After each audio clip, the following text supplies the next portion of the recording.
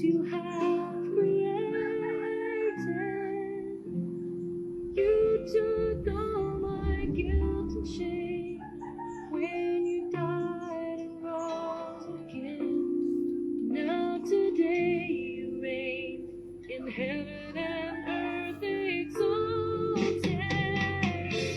I really want to worship you, my Lord. You have won my heart and I am yours forever and ever. I will love you. You are the only one who died for me, gave your life to set me free. So I lift my voice to you in adoration.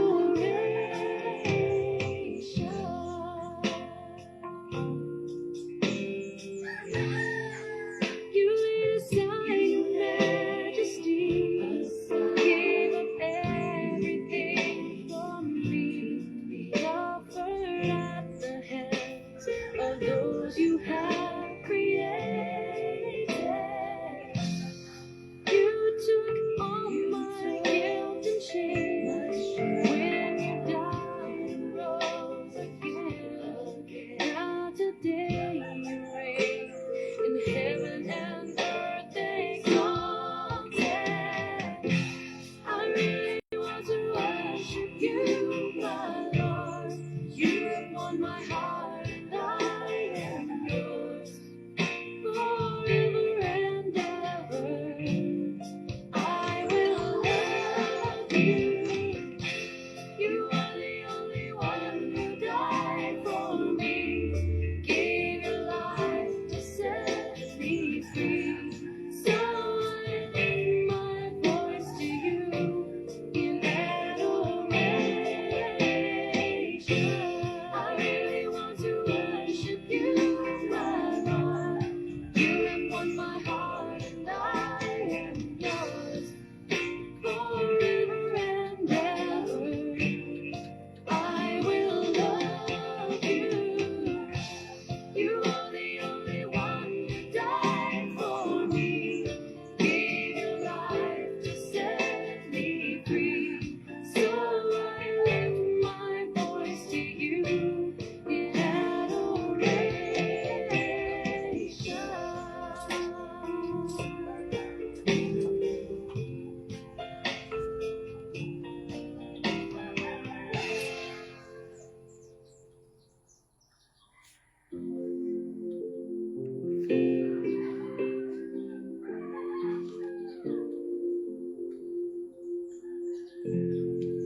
You laid aside your majesty, gave up everything for me, suffered at the hands of those you have created.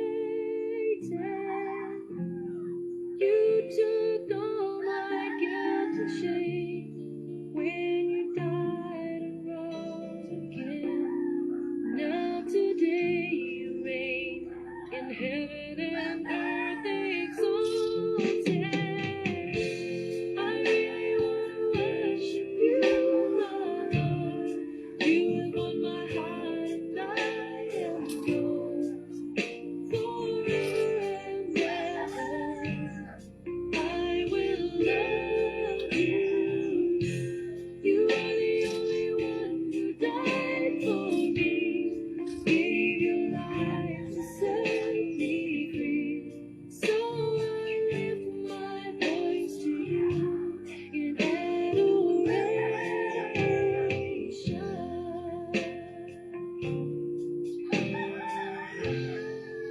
You laid aside your majesty, gave up Purihin ang pangalan ng ating Panginoong Jesucristo, mga kapatid at mga kaibigan.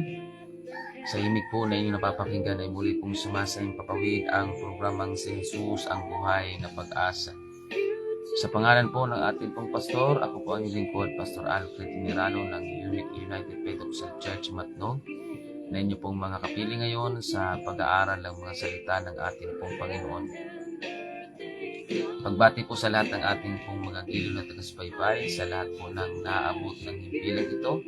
Amen. Saan man po kayo dakot na lugar naroon sa buong probinsya ng Sorsogon at Masbate. Diyan po sa Ticao Island, sa Samar.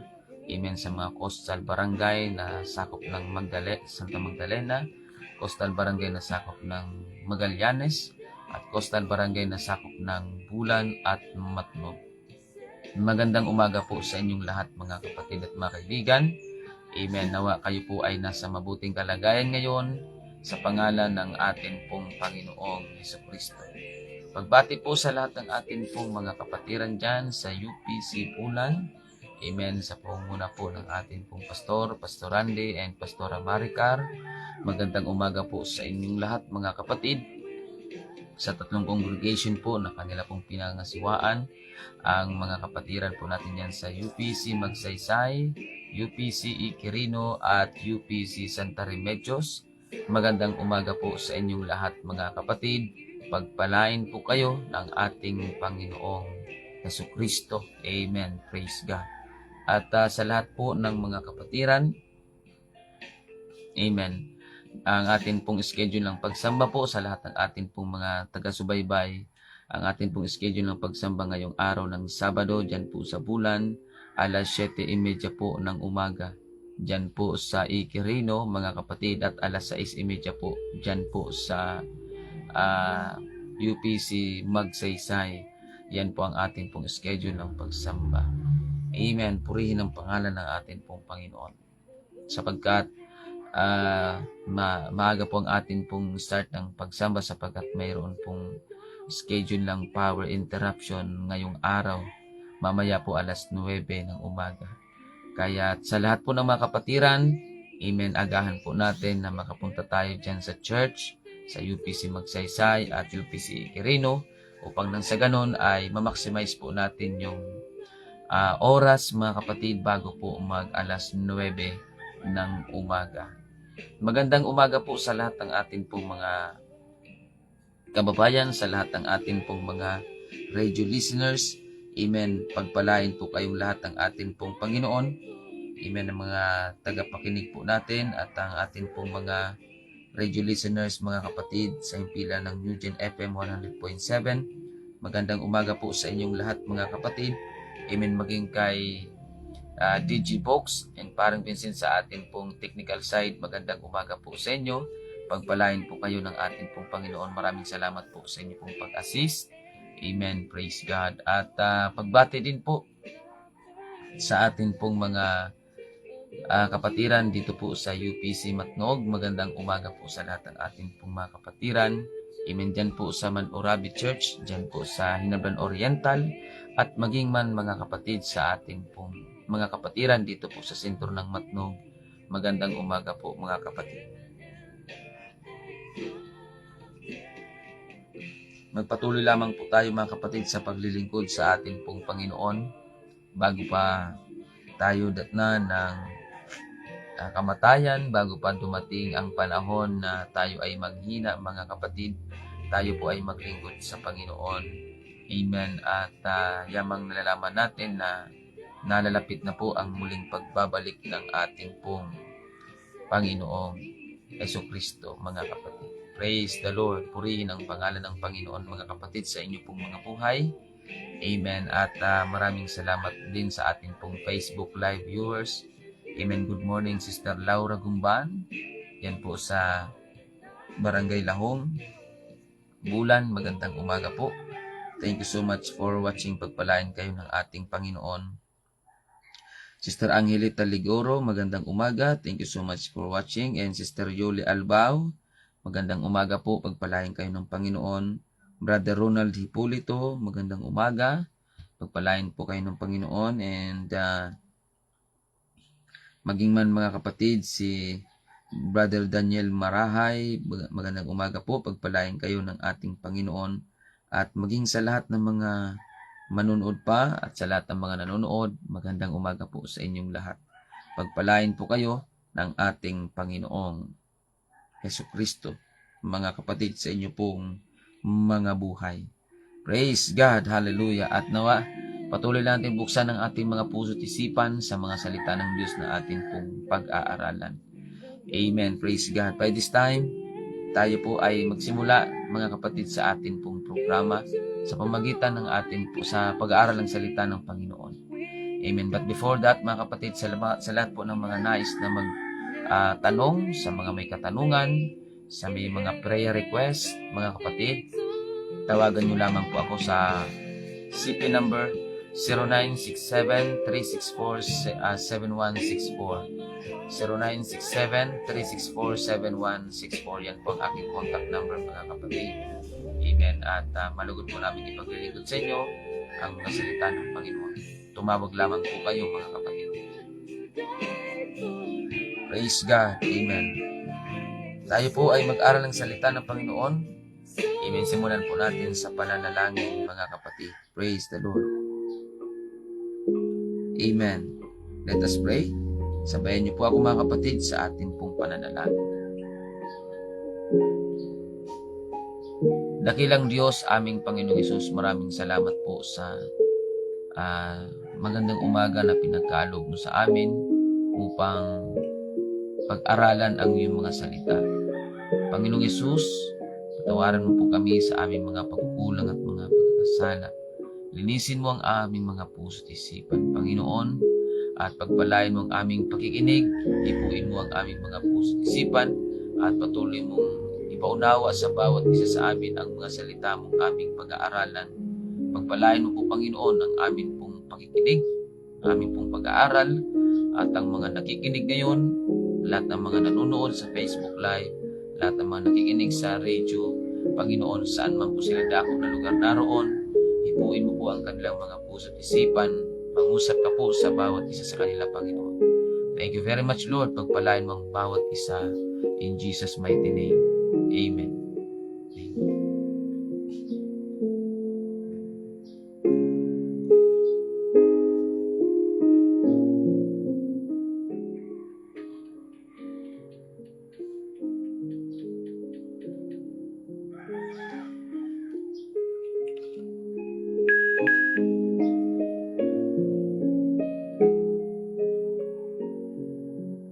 Amen, mga kapatid.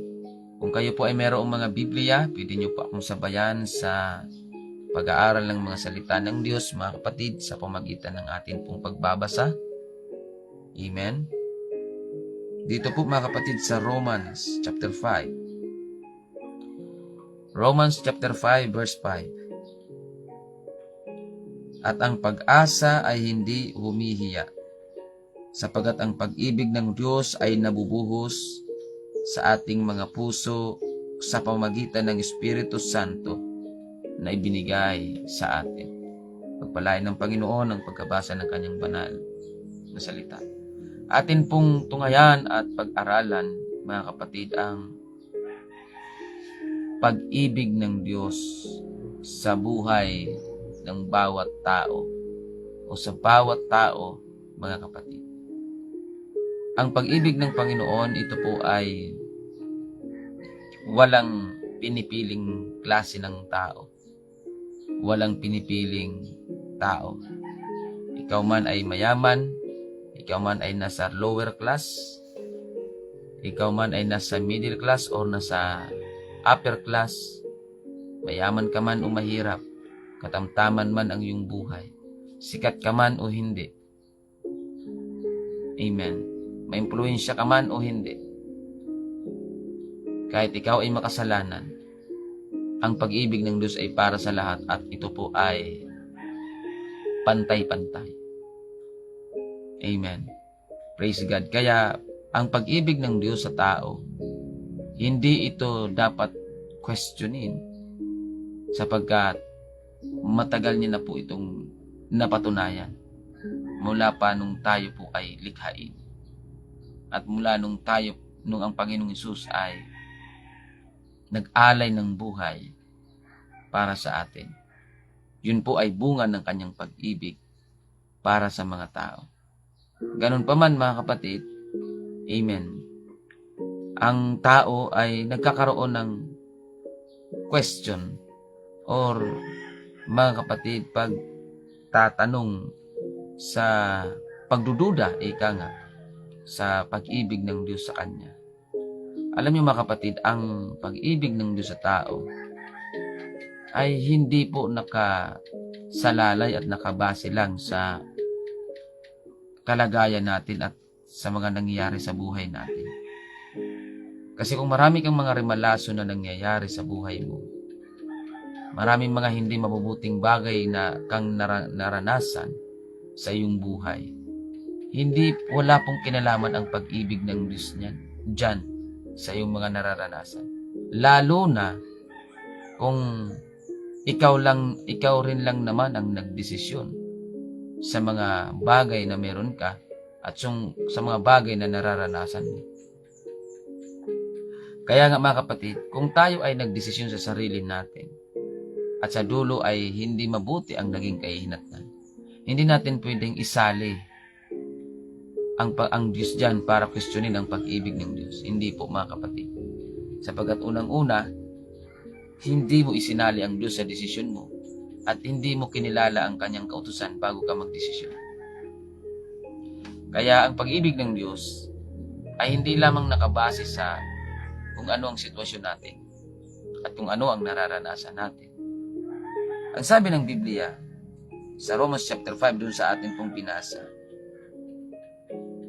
ang pag-asa ay hindi humihiya, sapagkat ang pag-ibig ng Diyos ay nabubuhos sa ating mga puso sa pamagitan ng Espiritu Santo na ibinigay sa atin.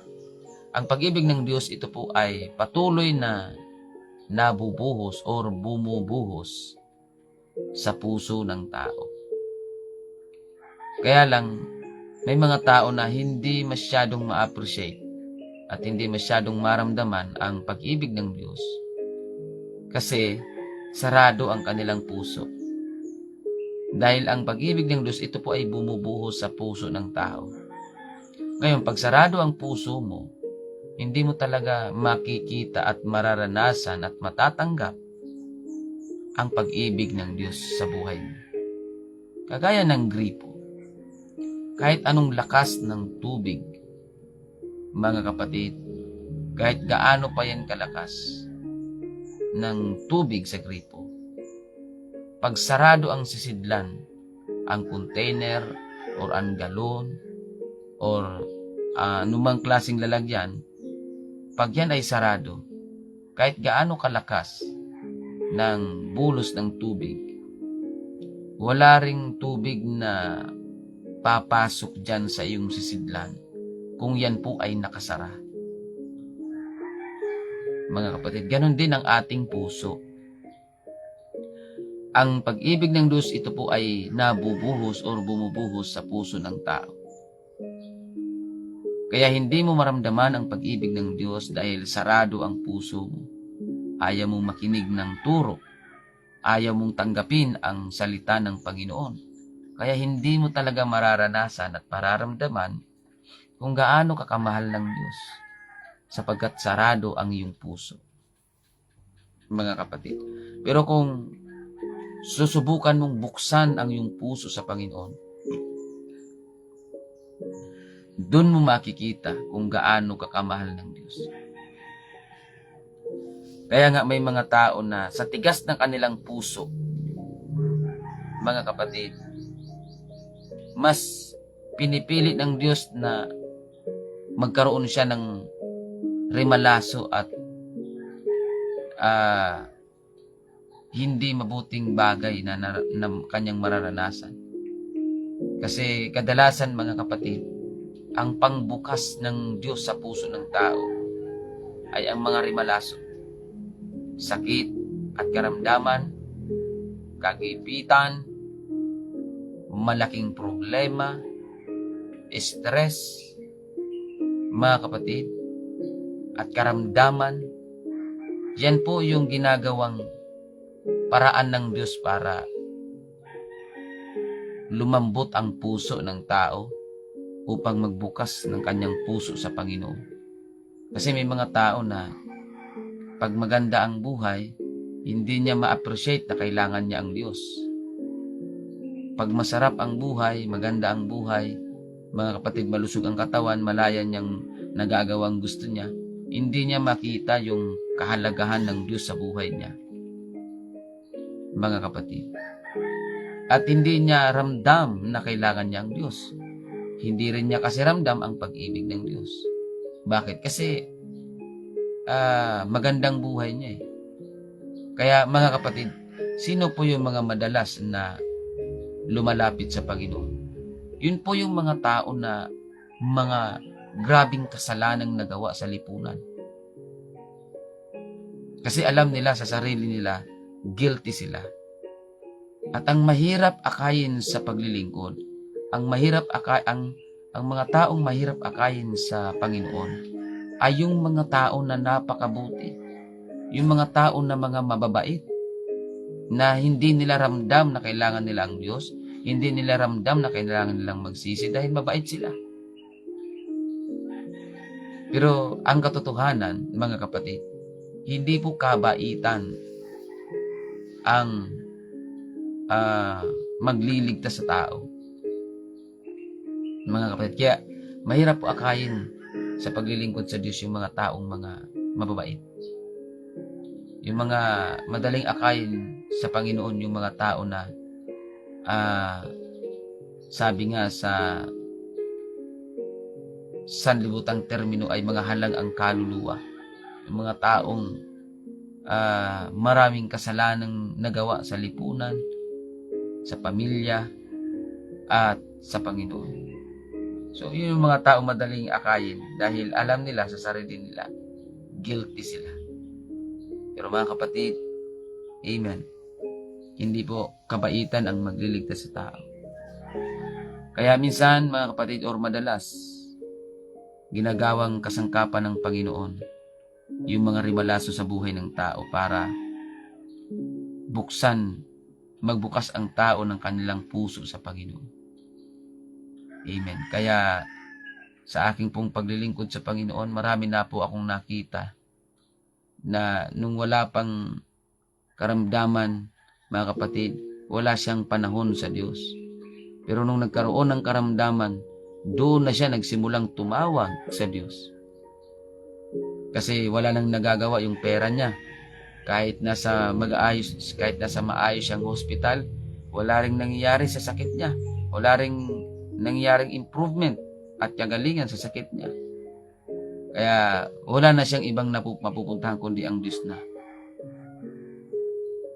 Mga kapatid. Kaya doon natin makikita na last priority talaga ng tao ang Diyos. Mga kapatid. Amen. Nakakalungkot na katotohanan nga lang. Ganun pa man, mabuti na rin na nagkaroon siya ng karamdaman. Hindi para parusahan siya, kundi para mabuksan ang kanyang kaisipan na hindi naniniwala sa Diyos. May mga tao kasi na hindi naniniwala sa Diyos hanggat hindi nila nararanasan ang mawalan ng pag-asa sa kanila pong buhay. At ang tanging nilang nakikita ay ang pag-asa galing sa Diyos, mga kapatid. Praise God. Kaya ang pag-ibig ng Diyos, ito po ay bumubuhos sa puso ng tao. Kaya kapag sarado ang puso mo, hindi mo talaga ma-appreciate, hindi mo talaga makita at matanggap ang pag-ibig ng Diyos sa iyo. Kaya kapatid at kaibigan, buksan mo lamang ang iyong puso. Marahil hindi mo makita ang totoong pag-ibig sa mga tao, mga kapatid. Amen, dahil hindi mo talaga makikita ang totoong pag-ibig sa tao. Ang makikita mo lamang ang totoong pag-ibig, makikita mo lamang at masusumpungan mo lamang yan sa Panginoong Jesucristo. Dahil ang pag-ibig ng Panginoon, walang kondisyon. Pero ang pag-ibig ng tao may kondisyon. Dahil ang pag-ibig ng tao, mahal ko siya kung mahal niya ako.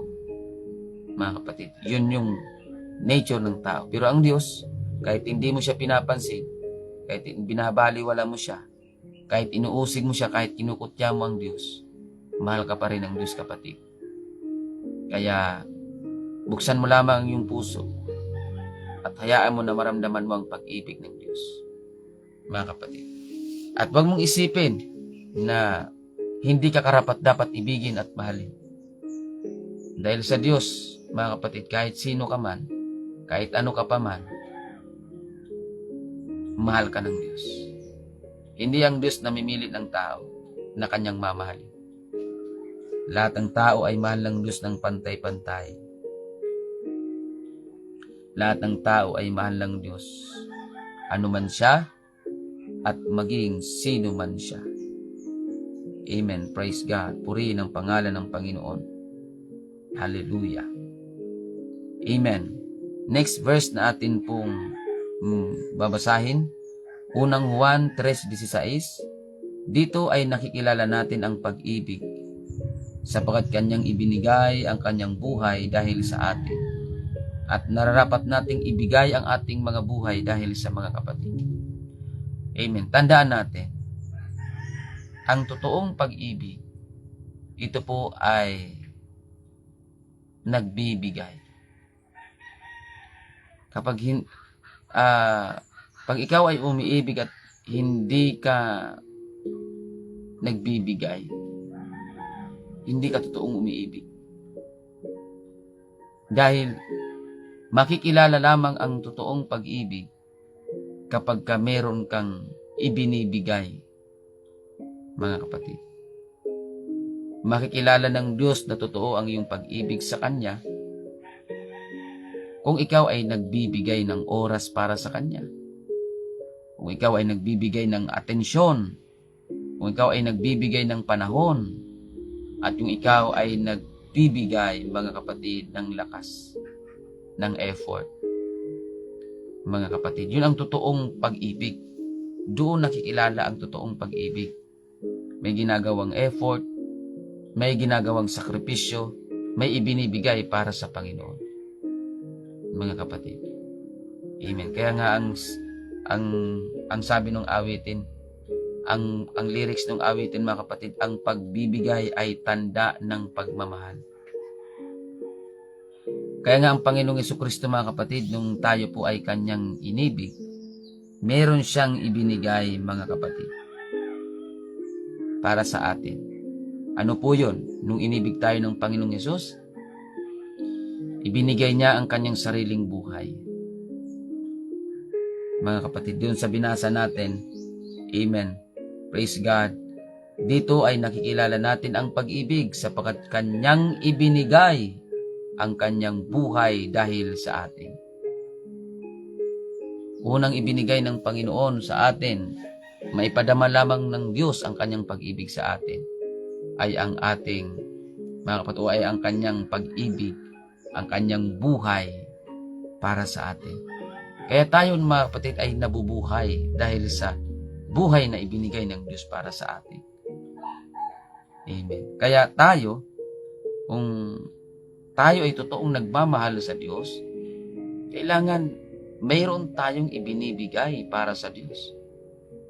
Kasama dyan yung effort mo, yung panahon mo para sa Diyos, yung oras mo para sa Diyos, yung lakas mo para sa Diyos, at yung finances. Alam niyo, ang pinakamaliit na pwede nating ibigay sa Diyos ay ang mga finances, yung pera, yung material na bagay. Bakit? Kasi unang-una, hindi naman kailangan ng Diyos yan. Pangalawa, sa Diyos din galing yan. Sabi nga, mga kapatid, we cannot give something we don't have. Kaya, ang anumang bagay na hindi sa'yo, hindi mo yan pwedeng ibigay. Hindi yan sa'yo eh. Pero ganun pa man, mga kapatid, ang mga finances natin, pwede pa rin natin itong ibigay para sa Panginoon. To express our love for God. Amen. Sapagkat ang pera kasi, mga kapatid, ay madali lang ibigay yan kapag sobra. Pero kapag kasapat lang at minsan kulang, doon masusukat yung ating pag-ibig sa Diyos. Yung oras, mga kapatid, hindi tayo ang gumagawa niyan. Diyos po ang gumagawa ng oras para sa atin. Mga kapatid. Kaya nga, amen, praise God. Sa totoo lang, wala naman talaga tayong pwedeng ibigay sa Diyos na pag-aari natin. Yung buhay natin, galing din sa Diyos yan.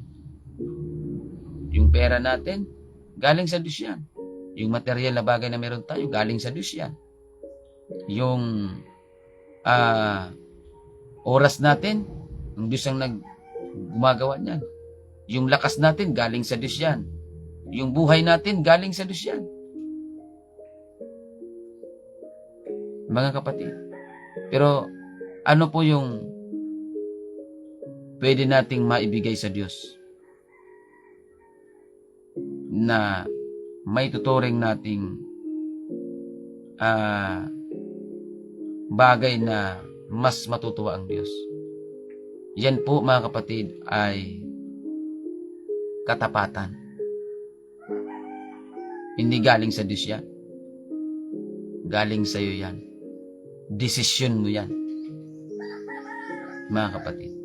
Yung desisyon mo, sa iyo yan. Hindi yan sa Diyos. Mga kapatid. Kaya yung desisyon mo na maglingkod sa Panginoon, yung katapatan mo para sa Diyos, amen, ng pagsunod mo sa Panginoon, yun ang pwede mong maibigay sa Diyos na hindi galing sa Kanya. Mga kapatid, yung pagsunod mo sa Panginoon. Kaya nga sabi ng Diyos sabi ni Propeta Samuel kay Saul, obedience is better than sacrifice. Napakahalaga sa Diyos, mga kapatid, yung pagsunod. Kaya kung titingnan natin, mga kapatid, amen, praise God, dito po sa mga talata, amen, na sabi dito, mga kapatid, sa amen, 1 John chapter 2 verse 5, datapot ang sinumang tumutupad ng kanyang salita, tunay na sa kanya ay naging sakdal ang pag-ibig ng Diyos. Dahil dito ay nalalaman nating tayo ay nasa Kanya. Ang tumutupad sa Kanyang mga salita, doon sakdal sa Kanya ang pag-ibig ng Diyos. Kaya ang totoong pag-ibig, nasusukat yan sa pagsunod. Mga kapatid. Kaya kung mahal natin ang Panginoon, sundin natin ang Panginoon. Kaya sabi ng Panginoon sa John chapter 14 verse 15, kung ako'y inyong iniibig, sundin ninyo ang aking mga utos. Yun ang sabi ng Panginoon. Amen. If you love me, keep my commandments. Mga kapatid, hindi natin i-express ng tama ang ating pag-ibig sa Diyos sa pamamagitan lamang ng mga salita. Dahil ang totoong pag-ibig, hindi sinasabi, kundi ginagawa. Mga kapatid, kahit magdamagan pa kayo mag-I love youhan, kahit magdamag ka pang mag-I love you sa Panginoon, kung hindi ka naman sumusunod sa Kanya, wala ring saysay yung words of love mo sa Panginoon. Mas mainam na kung paano ka nagsasambit ng iyong pag-ibig sa Diyos, dapat nakikita yun sa gawa natin. If you love me, keep my commandments, sabi ng Panginoon. Mga kapatid, kasi doon natin mapapatunayan na mahal natin ang Panginoon kung sinusunod natin ang ating Panginoon. Purihin ang pangalan ng ating Panginoong Jesucristo, mga kapatid. Praise God. Hallelujah.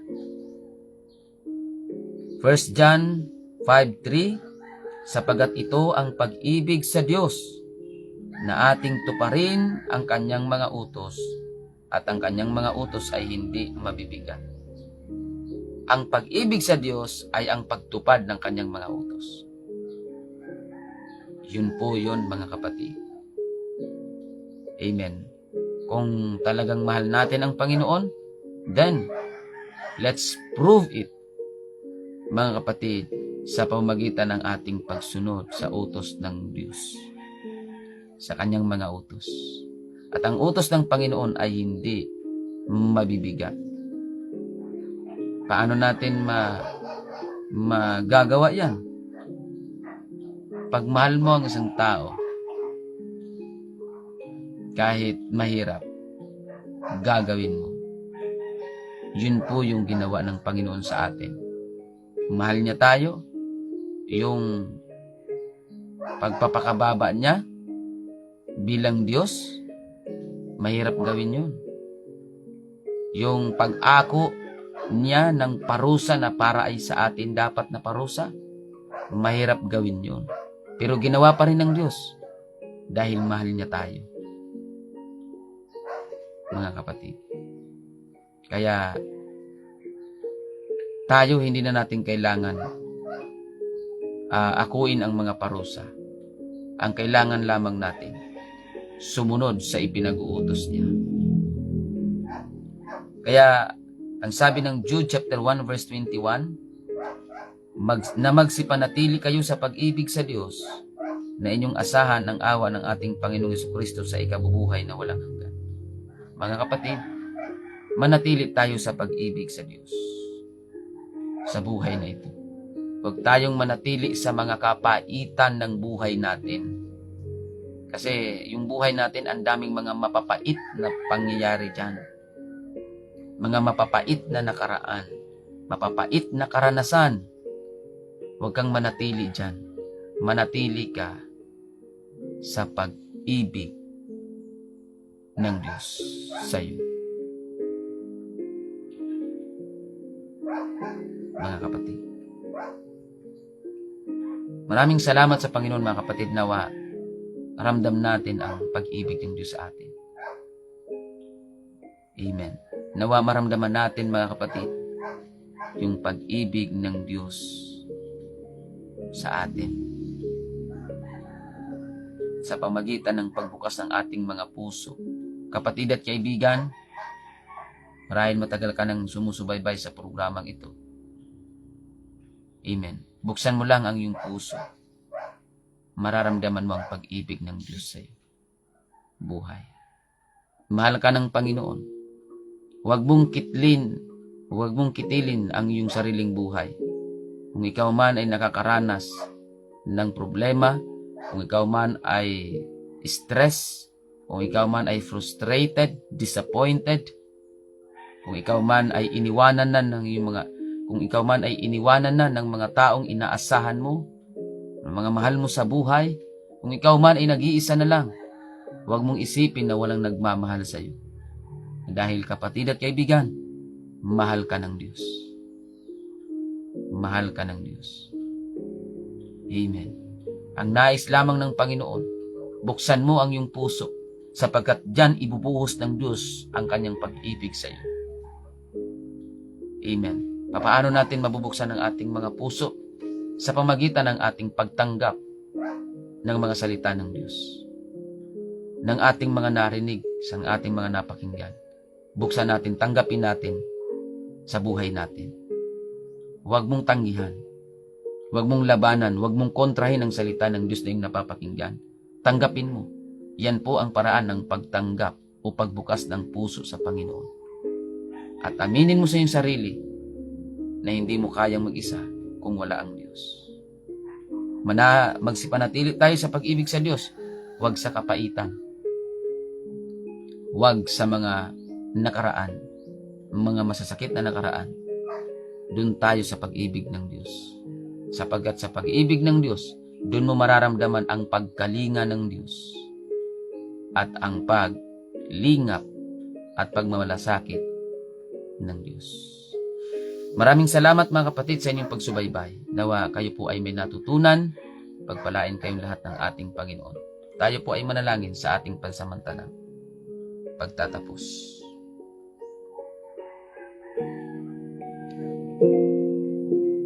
Dakilang Diyos, aming Panginoong Jesucristo. Maraming salamat po, Panginoon, sa magandang pagtatalakay ng iyong mga salita sa oras na ito. Lord Jesus, thank you for your love. Thank you for your grace. Thank you very much for your mercy. Thank you, Jesus, for everything you've done for us. Thank you, God. Napakabuti mo, Panginoon, sa buhay namin. Hindi man namin ramdam ang pag-ibig at pagmamahal ng mga tao, pero ramdam namin ang paglingap at pagmamahal. Thank you so much, Panginoon, sa iyong pag-ibig sa amin. Tulungan mo kami na mabuksan ang aming mga puso sa pamagitan ng aming pagtanggap ng mga salita, upang nang sa ganun ay bubuhos ang iyong pag-ibig sa aming mga puso. Lord, open our hearts, O God, lalo na ang aming mga tagapakinig ngayon at tagapanood ngayon. Open their hearts, O God. Hallelujah. Upang kanilang pong maranasan ang iyong pag-ibig at pagmamahal sa kanila. Sa pangalan mo, Panginoong Hesus. Amen. Maraming salamat po mga kapatid sa inyong pagsubaybay. Pagpalain po kayong lahat ng atin pong Panginoong Hesukristo mga kapatid. Amen. Thank you so much for watching, Brother Andy Orozco. God bless po. Pagpalain kayo ng ating Panginoon sa pagsubaybay nyo. Sister Elena Morata Burabo, magandang umaga po. Pagpalain po kayo ng ating Panginoon. Sister Marife Kalupit, good morning. Diyan po sa UPC Santa Remedios, pagpalain po kayo ng Panginoon. And also Sister Michelle. Amen.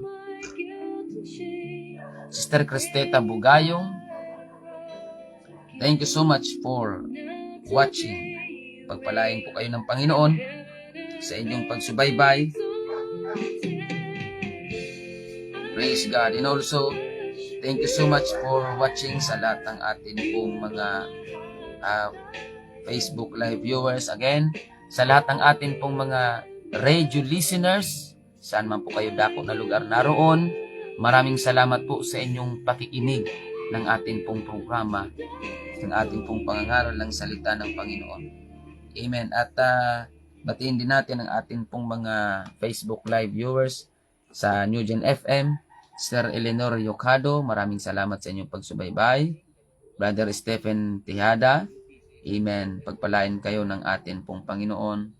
Also, amen, Brother Sister Merna, Sister Divine Guyal, pagpalain kayo ng Panginoon. Brother Renante Roque, good morning. Sister Christy Disoyo, good morning.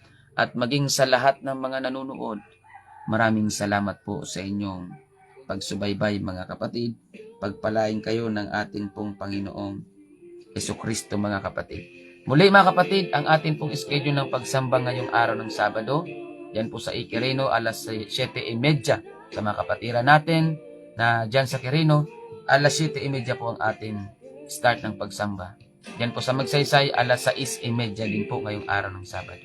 At bukas po, araw ng Linggo, alas 7 po ng umaga dyan po sa Santa Remedios. At kung kayo naman po ay malapit sa Matnog, alas 8 po ng umaga ang ating schedule ng pagsamba dito po sa boundary ng Manhumlad at Barangay Gadgaro. Along the highway lamang po ang atin pong bahay panambahan. Tawagan nyo lamang po ako sa CP number 0967-364-7164. 0967-364-7164. Yan po ang aming contact number. Again, thank you so much for watching. Maging kay Digibox sa atin pong technical side. Salamat po sa pag-assist. Pagpalain kayo ng Panginoon. Ako po ang inyong lingkod, Pastor Alfred Generalo ng UPC Matnog. Lagi nating tandaan, wag nating kakalimutan. Mahal ka ng Panginoong Hesukristo mga kapatid, na siyang ating buhay na pag-asa. God bless everyone. You